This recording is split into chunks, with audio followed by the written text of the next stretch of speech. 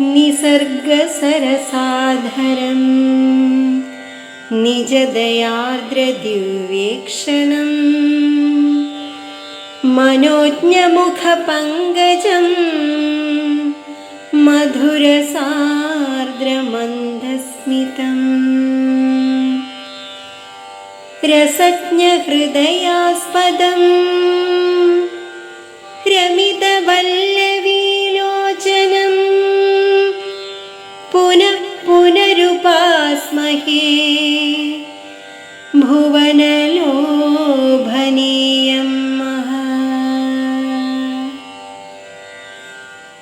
ഓം നമോ നാരായണായ. ഓം നമോ നാരായണായ. ഓം നമോ നാരായണായ.